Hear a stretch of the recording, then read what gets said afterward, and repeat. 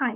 So in today's lesson, we're going to learn about input and output devices. What are input and output devices basically, and then also see some of the input and output devices, their uses, their advantages and disadvantages basically. Okay. So what is an input device first of all, and why do we use input devices? So input device is something which we use to input, okay, into a system, into any system basically. Okay, it's just not just a computer or a laptop or a PC or a phone. It can be any system. Okay, and the input can be anything. It can be input like input device can be used like mouse, keyboard. Okay, but usually mostly we use keyboard and mouses. Okay, so input devices are basically what they are: hardware components. Okay, hardware meaning we can touch. Okay, so any hardware component which we can touch and see with our eyes. Okay, but most importantly which we can touch, so those are hardware components, and that's the practical definition of a hardware basically. Okay, so input devices are hardware components that allow users who are users, we are users, okay, because we use the system, so they allow us to interact with the computer system. And if we see, okay, if we see a computer, what does a computer include? A computer includes a lot of components. Okay, it includes CPU, it includes mouse, it includes keyboard. Okay, and then that also includes the computer screen. If, like, for example, I'm using my laptop right now. So what input device will I be using for my laptop if I want to enter something? I will be using my mouse and the keyboard. And that's the two things. But right now I'm using a third input device, which I'm going to talk about later, which is my graphic tablet. Okay. That's also an input device, which I'm going to tell you about, like what is its use, what is its advantages and disadvantages. Okay. So what do input devices do? Or what does an input device do? So they enable the user or us to input data or commands into the system. Which system? A computer system. Can be any system, not just a computer, but any system. So they enable us to input the data or commands into the system. So for example, I want to, like how I'm writing right now. Okay. So let's say I want to enter the number 3. Okay. So how I'm going to enter the number 3 into my computer system or into my laptop, let's say. Okay. I'm going to press, okay, 3 on the keyboard. And there are numbers on the keyboard. Okay. And I'm going to press 3 and then it's going to get enter. Okay. Enter where? The output screen on the monitor basically. Okay, that's where it's going to go. So this is what input devices are. They're hardware components, meaning which we can touch and see, and they allow us to interact with the computer system. And what do they do? What is their function? What is their main thing which they do? So they enable users to input data or commands into the system, which the computer then processes to produce an output. Very important. Okay. Because why would we be using input devices? Obviously because we want an output of something. Okay, so I want to, let's say, see this number 3 on the screen. So what I'm going to do is I'm going to enter or input the 3 using one of the input devices, and then boom, it will be on the screen. Okay. Next is, if we look some of the types of input devices, we're not going to cover all of them. Okay, we're just going to look at some of the types of input devices. Okay, so first one is the keyboard. Why do we use keyboard? What is its use? So we use it to enter data. Okay, use it to enter data into a computer. And what is the advantage of the keyboard? So it's just easy, it's simple, like it's a very easy method of entering data, like very common. Everyone uses keyboard. Without keyboard, how would we be like doing most of our tasks, right? And what is the disadvantage of keyboard? Okay, number one disadvantage is repetitive strain injury. So repetitive strain injury is when you are continuously typing with your fingers and it is causing the pain in your fingers. Like when you are doing that, like when I'm doing this, okay, it causes a injury. Sometimes it does not cause injury, but it causes pain. Okay, like when I am entering, like I'm pressing the keys on the keyboard, it causes me a lot of pain. So this is the first disadvantage. Second disadvantage is that it's slow to enter data compared to direct data entry. Okay, so sometimes it can be slow if you do not like know how to position your fingers, okay, right on the keyboard. So it can be very slow for you if you are pressing one key at a time. Okay, so that are two disadvantages. Second type of input device or second input device is the mouse. Okay, so mouse is used to select on screen objects. Okay, and to also sometimes when we want to click, okay, for some part, for example, like I want to click this folder. Okay, here. So what I'm going to do is I'm going to move my mouse over this folder and I'm going to click it. Okay, and then when I click it, it's going to perform some action. So that's the input device mouse. Okay, what are the advantages of mouse? So first one is that precise control and intuitive. That means that you can precisely control your movement wherever you want to move your screen, your mouse to any part of the screen, wherever you want to like put it, anywhere. So you can precisely control it. Second is that it's fast to make on-screen choices. Okay, so yeah, fast like how I'm moving with like scrolling. Okay, see how fast I'm doing it. This is all because of this mouse. Okay, okay, these are basically the advantages of the mouse. What are its disadvantages? First one is the RSI, the strain on wrist. Okay, that means that like if you visualize it for a moment, like when you are holding this mouse, for example, here on this image here, okay, it is going to cause a strain on your wrist. It's going to cause pain. Okay, if you use it for too long, it's going to cause you strain and pain. So that's why it's a disadvantage. This is first disadvantage. Second one is that it requires flat surface. Okay, we're talking about this mouse specifically, not the mouse the one that come with the laptops. Okay, we're talking about these mouses. Okay, so they require flat surface. If you try to use this mouse on any hard surface, it's not going to work. Okay, because of this ball here. Okay, it has to roll. You have to move it, and this surface, it has to be soft. Okay, it doesn't have to be hard, and it has to be very soft. It has to be flat, so that you can easily move your mouse and you can easily control the position of the mouse. Okay, and that's the second disadvantage. Third disadvantage is people with disabilities can find them difficult to use. So if you see a person with difficulty like disability, he or she is going to like have difficulty to control it. Okay, like sometimes people can have hand injuries, wrist injuries, arm injuries, and they're not able to move their arms and hands and wrists. So what if they want to control like the movements on the screen? They cannot use mouse then, okay? They're going to use something else which is specifically made for them, or they're going to have to refrain from using mouse. So that's a disadvantage for people who are having disabilities, okay? Otherwise, it's a good thing, okay, that it makes, it gives us precise control and it's fast, so we can, make on-screen choices. Okay, next input device is the graphics tablet, the one which I'm using right now to move my screen. Actually, I'm not using my, mouse. I'm using my graphics tablet. It looks something like this. Okay, so this is a graphics tablet, and it doesn't have a wire, but most of the graphics tablet, they have a wire which you connect with your USB socket on the laptop and PC, and then also there's a pen. So I'm using this pen to write and move my screen. So what is the use of the graphics tablet? It basically uses a stylus. That's my pen which I'm using. Okay, the one shown here. Okay, so it uses a pen or stylus. It's called actually stylus. Okay, or stylus pen to draw or write. Okay, so like for example, I want to draw something. Okay, I want to, do something, anything, write anything, for example. Okay, so I can just use my graphics tablet like stylus to write them. Then its disadvantages, its advantages are that first one is precise. Okay, I can precisely write anything I want. If I try to write with my, let's say, I'm using my mouse right now. So let's say I want to write a number. So see, it's not, it's not precise. I don't like how I'm doing it. Okay, so I'm going to use what I'm going to use my stylus. So it's going to give me precise, basically writing. Okay, and it's going to give me a natural feel, like how naturally we pick up a pen and we start writing. It's just like that. Okay, so it's very very similar and natural feel as compared to the pens that we use in our life every day. And it's ergonomic, meaning it doesn't cause strain, it doesn't cause any pain, it doesn't cause any injury whatsoever. It's very comfortable, so anyone can easily use it. Okay, what are the disadvantages of the graphics tablet? First one is that it's cost. Most of the graphics tablet that you see in the market, they are very, very expensive, meaning that's because, why are they expensive, if you might ask? Okay, they are expensive because of the specifications of each of the graphics tablet and also because of the company. Okay, so maybe if you see like another company's graphics tablet, you might see a difference in the cost, in the price of them. Okay, so that's why they are very costly. Okay. Second is the learning curve. Okay, sometimes in the graphics tablet, what happens is that on the screen, this part here, okay, this part. So sometimes what happens is that people, when they want to write, okay, this area here where they want to write, this area here, okay, this is the area where they can write. If they try to write on any other area, okay, the pen will not work. So learning curve means that if you try to write here, okay, sometimes the areas in most of the graphic tablet is large, okay, like it comes in inches, like 16 inches maybe, okay, sometimes it can be 9 inches, which is smaller.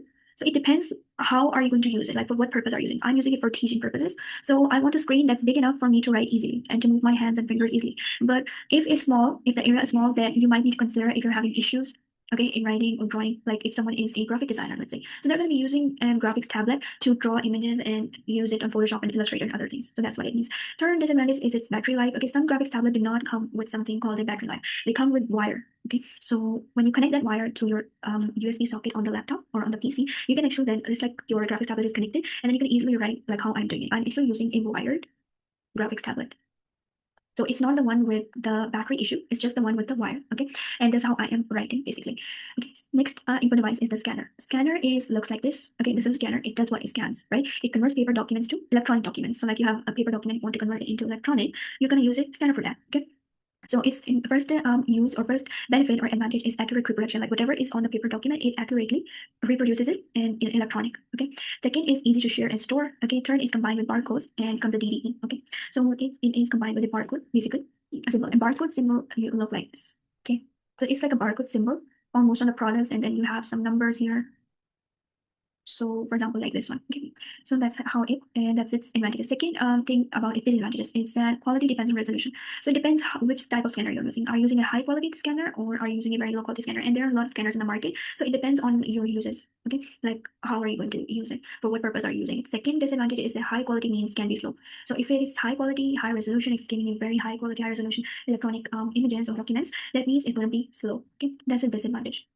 Okay, next is digital camera. Okay, digital camera is this one which we use in like to take photos and videos, like in weddings, for example. Okay, so that's its use.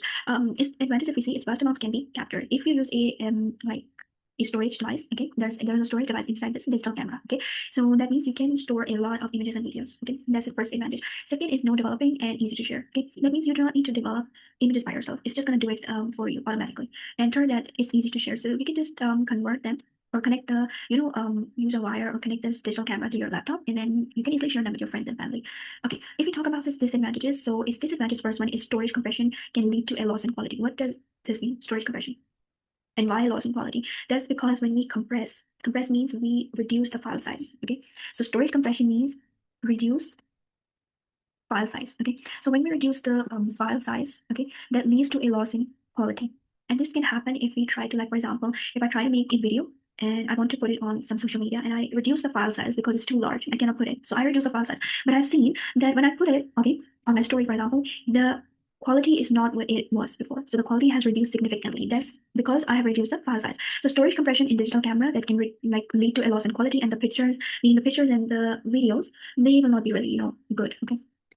Okay, next is biometric scanner. Okay, biometric scanner looks like this. Okay, single finger scanner, two finger scanner where you put your two fingers, and then four for two finger scanner where we put our four fingers and then it scans. Okay, so it's basically biometric scanner can be used for fingerprint. Sometimes can be used for facial, like in our phones. There's a facial scanner thing, and for voice and iris recognition. Iris recognition, the meaning for eyes. Okay.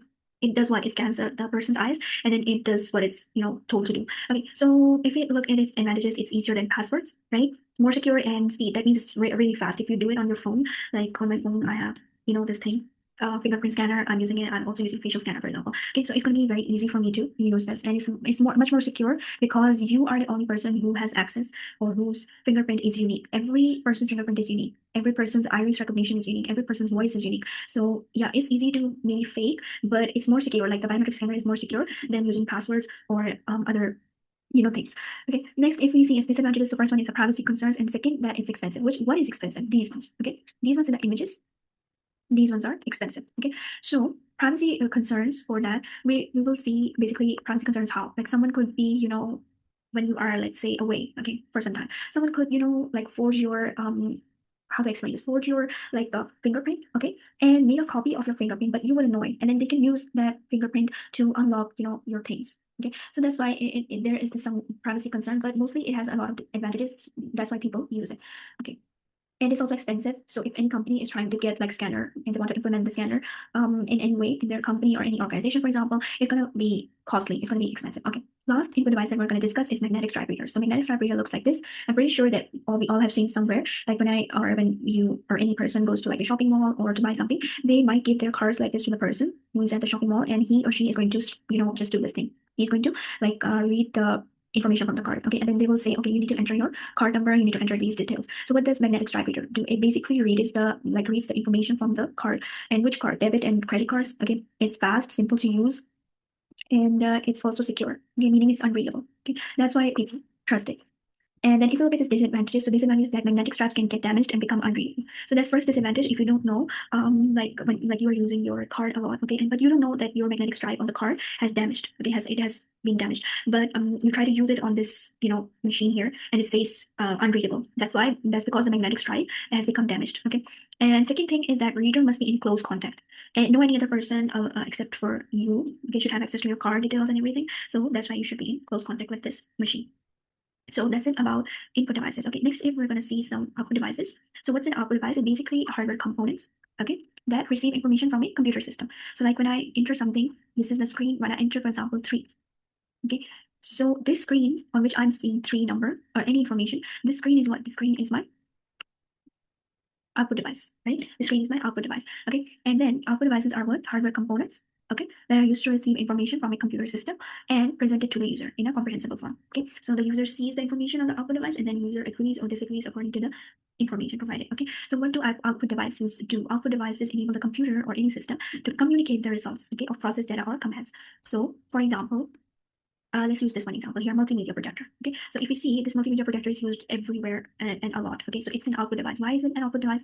It is output device because output computer usually do much larger display. Okay, so on the laptop, on the computer, the display is smaller, and not a lot of people can see what you are trying to explain, for example. So if it's a large audience, you might want to use a multimedia projector, connect it with your computer, and then whatever you want them to see on the screen, okay, and you can enlarge it, by the way. So then you will use the multimedia projector. Okay, so it's the first advantage is large display, right? Good for presentation, slides, whenever any company wants to present something, and space saving also. Okay, so it saves up a lot of space. Okay, what is its disadvantage? It requires dark control. In rooms where there's a lot of light, you might not be able to see what the projector is, telling you like what is it like output. Okay, so it requires darkened rooms, like where there is not a lot of light, but it should be dark. Okay, so then everyone can see. Second, expensive bulbs. If someone is trying to buy multimedia projector for their company, let's say, or a school is, let's say, mine, okay, it's going to cost them, okay, because the bulbs are expensive in this one here. Okay. And it needs separate audio. That's also a disadvantage of it. And quality is variable. That means not all of the projectors have good quality. So you might want to use the one which has good quality. Okay. This is what an output device is. Second output device is speakers. This is the second example. So what do they output? They output audio. We can just hear. We cannot see. So that's speaker. And what is its advantage? Its advantage is that range of sizes and power outputs. It depends which size do you want. They come in very different sizes. They come in small sizes as well. They come in large sizes. This one here in the picture, that's a big size. That's for like someone is using in wedding halls to play music, for example. Okay. Second, immersive audio. Audio is really good in the speakers as compared to our phones, audios. Okay. Third, it helps people with disabilities. Okay. So that's the third advantage. If we look at the disadvantages, and the first disadvantage is that expensive or higher quality output. That means if you are buying a cheap speaker, the one which is in your range, which is cheaper, okay, it's not going to have a very good quality and it might have some disadvantages. But most of the speakers, if you see, they're going to be very expensive because of the higher quality output. Okay, so if you go and buy a speaker and you want a very good quality, you want a high quality output, it's going to cost you a lot. It's because it's going to be very expensive. Okay, so it's like more quality, higher quality things are very expensive. Okay.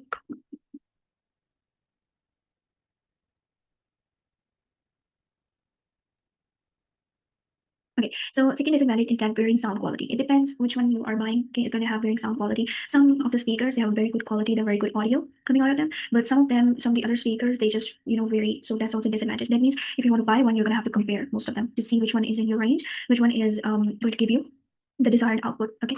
Third and last output device we're going to see is the plotters. Plotters are this. If they look like this is a plotter. They create basically blueprints and drawings. Okay, so blueprints and drawings from home. So there's a construction worker. Okay, and the construction worker has actually drawn a blueprint of a building which he is going to build, right? But he wants it to be more immersive, more like very high accuracy. Okay, so he's going to use the plotter, this one here. Okay, this is a plotter, and he's going to draw the blueprint and everything, okay, which he wants to using this plotter printer. So his first advantage is that high accuracy, like it's very accurate. Second, it can print on various materials. So any material that you want to use, okay, it will print on various materials. Third is inexpensive to run. It's not really that expensive to run, but if you look at this disadvantage, it's expensive to buy because it is expensive to buy. Okay, if you go to a market and find out the price of a plotter printer, it's going to be very costly. It's going to be very expensive. So that's why. And second disadvantage is that it's slow. Okay, because it's producing high accuracy material, so it's going to be slow. And third, it's going to have a large size. That means this plotter printer is like taking, like, this is your room, for example. So it's going to take up this much space. This much space. Okay, this much space on the of the room. So that's why it says large size. Okay, so these are some of the output devices which we have learned, which we have discussed, and these are some of the input devices which we have learned and discussed. Okay. So this was about input and output devices. Okay, and I hope that you enjoyed this lesson, and thank you for watching.